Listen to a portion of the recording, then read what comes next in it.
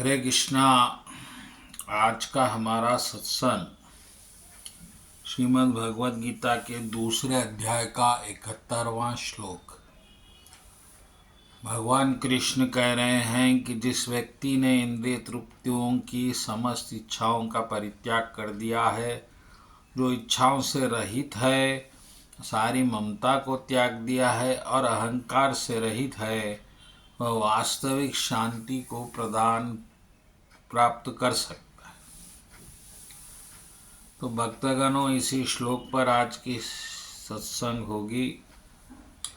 थोड़ा इस श्लोक को उल्टा करके देखते हैं कि अगर वह शांति प्राप्त नहीं कर सकता, इसको उल्टा, कौन से आदमी जो इंद्रिय तृप्तियों की इच्छाओं से है और जो उनके दिल में ममता है और अहंकार है, ऐसा आदमी कभी शांति प्राप्त नहीं कर सकता। तो भक्तगणों, अगर आप देखेंगे तो ये सब गुण हम लोगों में कूट कूट के भरे हैं।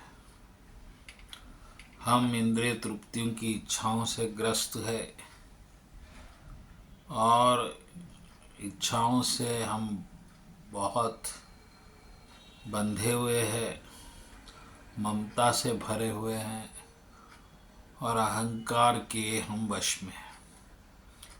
इसीलिए हमें शांति प्राप्त नहीं होती।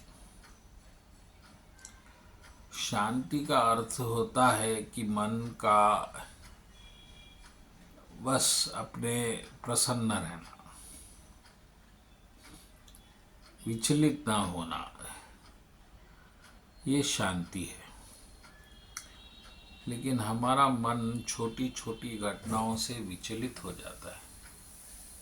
वो अपने स्वभाव को खो देता है।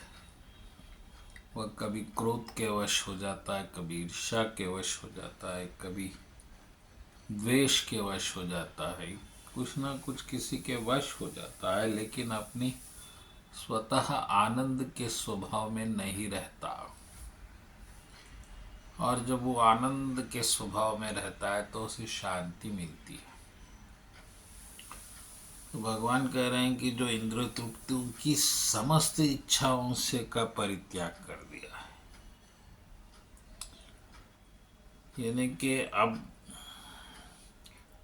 उसके मन में कोई भी इच्छा नहीं है, खास करके इंद्रिय तृप्ति की। और जो जिसने सब इच्छाओं से रहित है, वही शांति को प्राप्त करता है। तो पहले इस पर ध्यान दीजिए कि क्या बिना शांति के रहना सहज है? बिना इच्छाओं के रहना क्या मुमकिन है?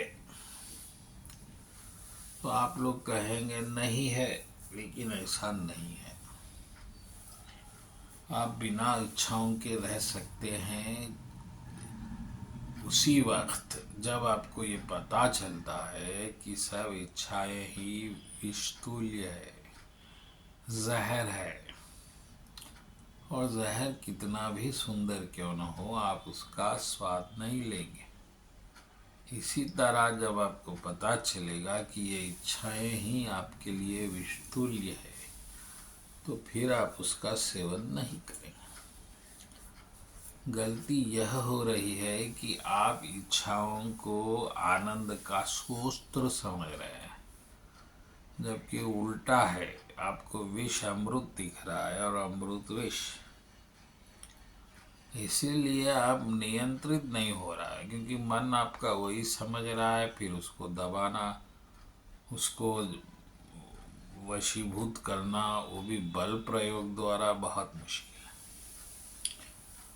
मन स्वतः ही हट जाए तो ठीक है, लेकिन उसको आप नियंत्रित करके कुछ करेंगे, मुश्किल है। तो भक्तगणों, बात इतनी सी है कि ये सब इच्छाएं ही आपके दुख का कारण बन गई है। उसकी पूर्ति के लिए आपके प्रयत्न ही दुखों का मूल कारण बन गए हैं। तो फिर आप अगर बुद्धिमान हैं तो इसी वक्त, इसी क्षण सब इच्छाओं का परित्याग कर दीजिए और आत्मा में तृप्त हो जाइए। फिर देखिए आप जीवन में कितनी शांति है। आपको हर तरफ हर जगह बस ओम की शब्द सुनाई दे, महामंत्र सुनाई देगा। तो भक्तगणों, भगवान कह रहे हैं शांति मधिगच्छति, ऐसे लोगों को शांति मिल सकती, वरना शांति का कोई उपाय नहीं है मेरे भक्तों। तो भगवान के श्लोक को गंभीरता से लीजिए और फिर आप पहले तो अपना निरीक्षण कीजिए, अपना विश्लेषण कीजिए, और आपको समझ में आएगा कि आप तो मात्र इच्छाओं का एक गोदाम है। अनंत इच्छाएं आप में भरी हुई, और ये इच्छाएं ही आपके पुनर्जन्म का कारण बन रही है। इच्छाओं की पूर्ति के लिए शरीर चाहिए, तो बार बार आपको शरीर लेना पड़ रहा है। इच्छाएं खत्म तो दूसरा शरीर का था, तो फिर आप आपके स्वरूप में स्थित हो जाएंगे, जो चिन्मय है, जो सच्चिदानंद है, हो गया है। तो अभी आप इस चक्र को छोड़िए इच्छाओं के और शांत हो जाइए। बोलो कृष्ण कन्हैया लाल जी की जय।